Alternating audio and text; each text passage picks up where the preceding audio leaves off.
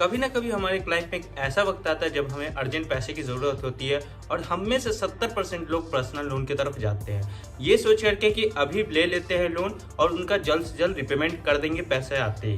पर हम में से भी कुछ लोग होते हैं जो ना चाहते हुए भी लोन डिफ़ॉल्ट कर जाते हैं, चाहे तो कारण फाइनेंशियल प्रॉब्लम हो, हेल्थ इशू हो, जॉब छूटना हो, बिजनेस में लॉस हो, कुछ भी कोई एक जेन्यून कारण की वजह से उन लोग का लोन डिफ़ॉल्ट हो जाता है और वो लोग और टेंशन में आ जाते हैं ये सोच करके कि मैंने लोन डिफ़ॉल्ट कर दिया, अब मेरे साथ क्या होगा आगे, क्या मेरी ज़िंदगी हराम हो जाएगी, क्या मुझे जेल जाना होगा। ऐसे सारे सवालों के जवाब आपको इस वीडियो में मिलेंगे, जैसे कि क्या हमारी जिंदगी बर्बाद हो जाएगी लोन डिफॉल्ट करने के बाद, क्या लोन डिफॉल्ट करने के बाद जेल होगी, क्या एनबीएफसी लीगल एक्शन ले सकती है, सेक्शन 138 का केस क्या है, क्या इससे जेल हो सकती है, सिविल स्कोर पे क्या इम्पैक्ट पड़ेगा, सिविल स्कोर खराब होने से क्या होगा, क्या एनबीएफसी कॉन्टैक्ट लिस्ट पे कॉल कर सकती है, क्या एनबीएफसी रिकवरी एजेंट भेजती है, क्या रिकवरी एजेंट भेजना लीगल है, अगर रिकवरी एजेंट धमकी दे तो क्या करना चाहिए, और आखिर इनसे कैसे बाहर निकले। इन सभी सवालों का जवाब आपको इस वीडियो में एक एक करके मिलेगा और मैं गारंटी देता हूँ इस वीडियो को देखने के बाद आपको इतना नॉलेज हो जाएगा कि आप लोग इनका टेंशन लेना भूल जाइएगा और टेंशन फ्री होकर के आप अपनी लाइफ एंजॉय कीजिएगा। तो चलिए स्वागत करते हैं आपका हमारे चैनल लोन असिस्ट इंडिया पे, जहाँ पे आपको लोन की रिगार्डिंग सारी कंटेंट देखने को मिलेंगे। अगर आप नए हैं चैनल पे तो चैनल को सब्सक्राइब और वीडियो को लाइक जरूर कीजिए, इससे मोटिवेशन बनी रहती है और आपके लिए वीडियो हमेशा आती रहती है। तो सबसे पहले लोग ये सोचते हैं कि मैंने अगर लोन डिफॉल्ट कर दिया है तो मेरी जिंदगी बर्बाद हो जाएगी, पर सच मानिए मैंने ऐसे बहुत सारे लोगों को देखा है जिन्होंने लोन डिफॉल्ट किया है पर उनकी जिंदगी पे 1% भी इफेक्ट नहीं हुआ है लोन डिफॉल्ट करने के बाद। क्यों ऐसा हुआ है? क्योंकि उन्होंने इसका टेंशन कभी लिया ही नहीं, क्योंकि वो लोग ऐसे ये टॉपिक्स जानते थे, ये बात जानते थे जिनके कारण उन लोग को इनका टेंशन ही नहीं हुआ और अपने काम के प्रति उन लोग इतना डेडिकेट हो गए कि आगे 1 साल 2 साल या 5 साल के बाद भी उन लोग ने लोन डिफॉल्ट करने के बाद भी उनकी जिंदगी बर्बाद नहीं हो और लोन क्लोज कर भी दिया 5 साल के बाद भी जब उनके पास पैसे आए। तो इस वीडियो में बने रहिए, आगे बताते हैं आपको एक एक करके कि क्या यहाँ पे आप लोगों को स्टेप लेना और क्या इस सवालों का जवाब है। तो बढ़ते हैं अपने दूसरे सवाल की तरफ, जहाँ पे लोग सोचते हैं कि मैंने लोन डिफॉल्ट कर दिया और मुझे जेल होगी। तो सबसे पहले आप ये जान लीजिए कि अगर आप लोगों को कोई भी कॉल करके ये बोलता है कि आप लोगों ने लोन डिफॉल्ट किया है और आपको जेल होगी, तो सबसे पहले आप समझ जाइए कि ये कोई फ्रॉड कॉल किया है या फिर रिकवरी एजेंट कॉल किया है आपको सिर्फ डराने के लिए, क्योंकि इंडियन लॉ में ऐसा कोई लॉ नहीं है जहाँ पे आप लोग ने लोन डिफॉल्ट किया है तो आप लोग को जेल जाना होगा। According to Indian's law, imprisonment is not a direct consequences for loan defaulter.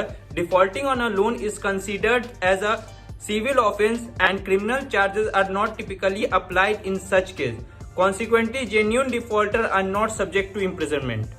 इसका मतलब ये है अगर आप लोग ने लोन डिफॉल्ट किया है तो ये एक सिविल ऑफेंस है, कोई भी क्रिमिनल चार्ज आपके ऊपर नहीं लगाया जा सकता। अगर आप लोग जेन्युइन डिफॉल्टर है, किसी कारण से आप लोग ने लोन नहीं दिया है, लोन डिफॉल्ट कर दिया है, तो उस केस में आपके ऊपर जेल नहीं होगी, आप लोग को डरने की जरूरत नहीं है। तो सबसे पहले आप लोग डरना छोड़ दे कि आप लोग ने लोन डिफॉल्ट किया है तो आप लोग को जेल जाना होगा और आप लोग के साथ बहुत बुरा होने वाला है। तो ऐसा कुछ नहीं होने वाला है, आप लोग डरना बंद कर दीजिए, ये सिर्फ एक डराने का एकमात्र जरिया है इन एनबीएफसीज का। तो बढ़ते हैं अपने तीसरे सवाल के ऊपर, क्या एनबीएफसी लीगल एक्शन ले सकती है? तो इसको ऐसे समझिए, अगर आप लोग ने लोन डिफॉल्ट कर दिया और उसके बाद लोन डिफॉल्ट करने के बाद आप लोग ने एनबीएफसीज का ना तो कॉल का रिस्पॉन्स दिया ना तो मैसेज का रिस्पॉन्स दिया, किसी भी तरह से आप लोग ने एनबीएफसी से कांटेक्ट नहीं किया, तो उसके 180 दिन बाद अगर आप लोग से कोई भी कांटेक्ट नहीं होता है उनका, तो 180 दिन के बाद वो लोग एक लीगल नोटिस भेज सकते हैं, उनके पास राइट्स होती है under the negotiable instrument act 1881 section 138 का case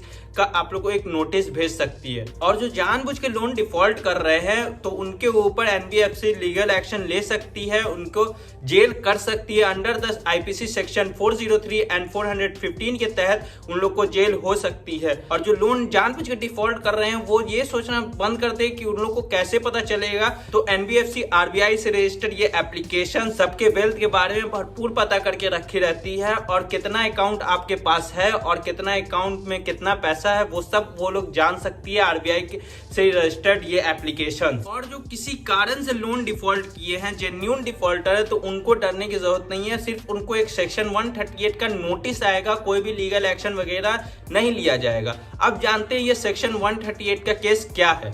section 138 is dishonour of cheque for insufficiency of fund in the account. इसको समझने के लिए ऐसे देखिए, आपने 10,000 का लोन लिया कोई XYZ कंपनी, RBI से रजिस्टर्ड कंपनी, NBFC कंपनी से आप लोग ने 10,000 का लोन लिया और उसके बदले आप लोग ने आगे जो NBFC थी उसको चेक दिया कि आप लोग का जो इतना भी EMI होगा वो चेक के थ्रू कटेगा।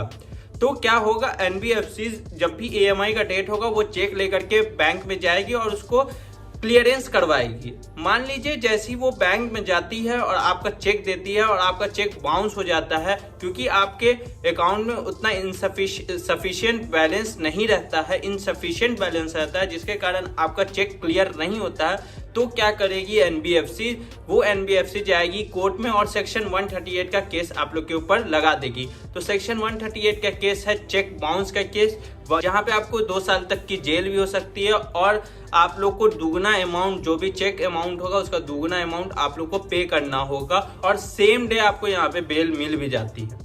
अब आप लोग में से बहुत सारे लोग होंगे जो सोचते हुए क्या NBFC सच में केस करती है क्या? तो समझिए ऐसे, अगर आप लोग ने NBFC से 5 लाख से कम तक का लोन लिया हुआ है तब तो आप लोग को 99% चांस है कि आप लोग के ऊपर केस वगैरह नहीं होगा, कोई भी आप लोग को जेल वगैरह नहीं होगी। अगर आप लोग ने 5 लाख से ज्यादा लोन लिया है तो हो सकता है चांसेस यहाँ पे बढ़ जाते हैं केस होने के, पर यहाँ पे केस नहीं करती है NBFC। अगर आप लोग का 5 लाख से कम है तो आप लोग डरना बंद कर दे कि आप लोग के ऊपर भी कोई एक्शन वगैरह लीगल एक्शन लिया जाएगा। सिर्फ आप लोग को डराने के लिए नोटिस भेजे जाएंगे, कॉल्स आने लगेंगे रिकवरी एजेंट के। ज्यादा से ज्यादा ये आप लोग का सिर्फ सिविल स्कोर खराब करेंगे। अब सिविल स्कोर पे आप लोग को पूरे डेडिकेटेड वीडियोस चाहिए तो कमेंट बॉक्स में आकर सिविल लिख दे। अगर आपका ज्यादा रिस्पॉन्स आता है तो मैं इस पे एक डीपली वीडियो बनाऊंगा जहां पे आपको एक एक पॉइंट क्लियर करूंगा सिविल स्कोर को लेकर के। तो कमेंट बॉक्स में आकर सिविल लिख दे, अगर ज्यादा रिस्पॉन्स आता है तो आप लोग के लिए वो भी वीडियोस आ जाएगी। अब आप लोग में से ज्यादा लोग कमेंट करते हैं क्या NBFC कॉन्टैक्ट लिस्ट पे कॉल कर सकती है क्या? तो समझिए ऐसे कि RBI ने NBFCs को गाइडेंस दी हुई है कि आप किसी भी प्रकार से बोरोवर के प्राइवेसी को हैक नहीं कर सकते, चाहे तो वो गैलरी हो या कॉन्टैक्ट लिस्ट हो। आप किसी भी प्रकार से बोरोवर के प्राइवेसी को हैक नहीं कर सकते। और यदि NBFC ऐप ऐसा करती है तो उनके ऊपर RBI एक्शन लेगी और उनके ऊपर पेनल्टी लगाएगी। दूसरा, बोरोवर का जितना भी लोन होगा उसको माफ करना होगा और कॉम्पेंसेशन भी पे करना होगा बोरोवर को। और यदि कोई भी ऐप इसको लगातार ऐसे करती है तो उसके ऊपर स्ट्रिक्ट एक्शन लेकर के उस ऐप को बंद किया भी जा सकता है। अगर यदि आपके साथ ये लगातार हो जा रहा है, कोई NBFC ऐप कर रही है तो उसके ऊपर RBI के ऊपर जाकर के कंप्लेन रजिस्टर कीजिए। और अगर आप लोग को RBI में कंप्लेन करना नहीं आता और उस पर वीडियोस चाहिए तो कमेंट में आकर के RBI लिख दीजिए, जल्द से जल्द उस पर भी वीडियोस आ जाएगी। और सबसे गंभीर सवाल आप लोग का ये रहता है, क्या रिकवरी एजेंट घर आ सकती है? क्या रिकवरी एजेंट भेजना लीगल है?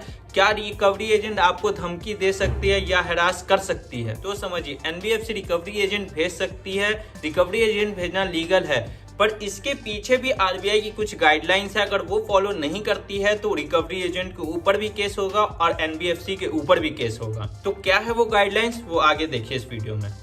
तो सबसे पहला, अगर रिकवरी एजेंट आप लोग के घर आ रहे हैं तो सबसे पहले रिकवरी एजेंट को 24 घंटे पहले आप लोग को बताना होगा कि वो आप लोग के घर आ रहे हैं। अगर आप लोग उस वक्त उपस्थित नहीं है, उस वक्त प्रेजेंट नहीं है, अगर आप लोग मना कर देते हैं रिकवरी एजेंट को आने से तो वो लोग नहीं आ सकते, ऐसा गाइडलाइंस है। दूसरा, रिकवरी एजेंट के घर आने का समय सुबह 7 बजे से लेकर के शाम 7 बजे तक है। ना तो वक्त से पहले आ सकते हैं ना तो वक्त के बाद आ सकते हैं, सुबह 7 बजे के बाद, शाम 7 बजे से पहले। तीसरा, यदि अगर रिकवरी एजेंट किसी भी बोरोवर के घर जा रहे हैं तो उनके पास एक प्रॉपर आइडेंटिटी कार्ड होना चाहिए, होम विजिट लेटर होना चाहिए। अगर यदि उनके पास ये दोनों चीज नहीं है तो वो किसी भी प्रकार से लीगल रिकवरी एजेंट नहीं कहलाएंगे। अगर उन लोग के पास ऐसा नहीं है तो वो लोग के ऊपर भी एक्शन लिया जा सकता है और वो लोग को भी जेल हो सकती है।